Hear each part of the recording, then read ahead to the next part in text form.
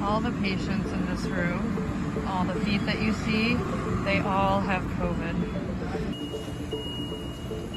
The frustrating thing about all of this is it really just feels like it's too little too late. Like we knew it was coming.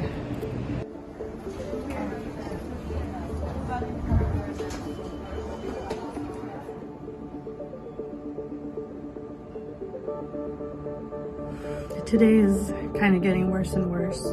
We had to get a refrigerated truck to store the bodies of patients who are dying.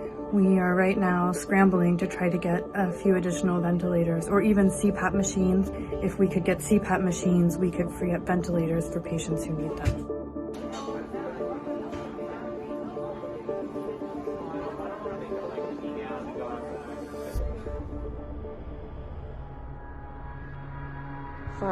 Five ventilators. Oh my God.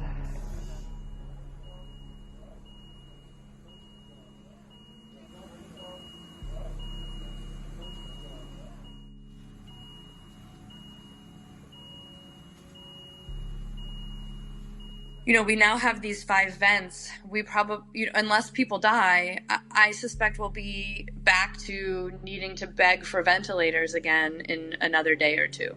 There's a mythical 100 vents out there, which we haven't seen.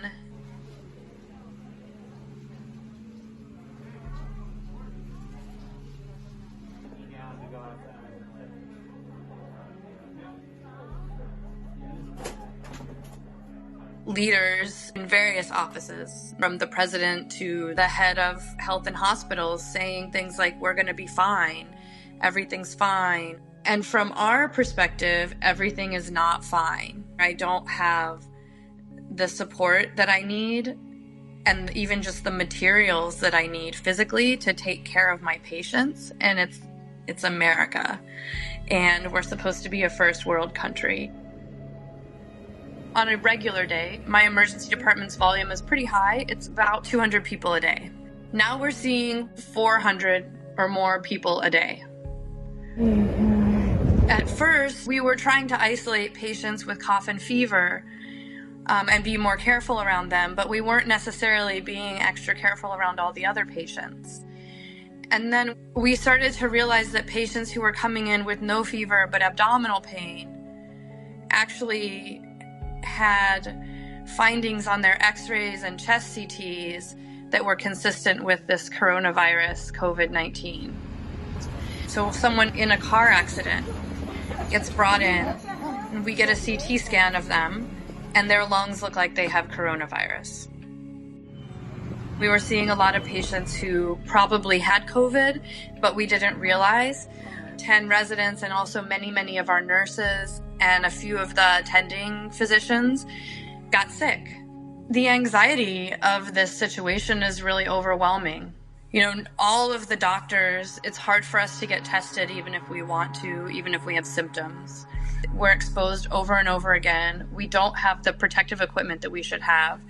I put on one N95 mask in the morning.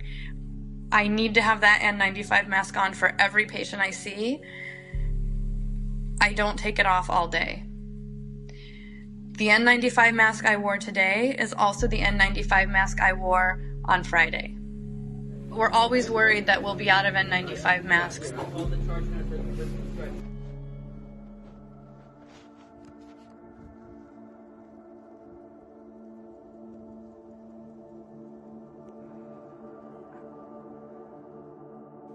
What's a little bit scary now is the patients that we're getting are much sicker.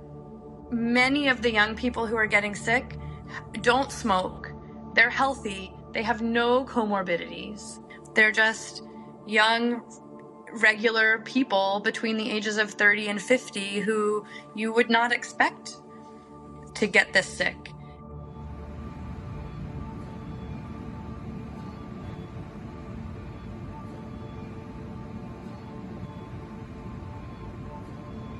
So many people are saying it's going to be okay, everything's fine, we have what we need. And if this goes on for a month or 2 or 3 or 5 like it did in China, and we're already this strained, we don't have what we need. I don't really care if I get in trouble for speaking to the media.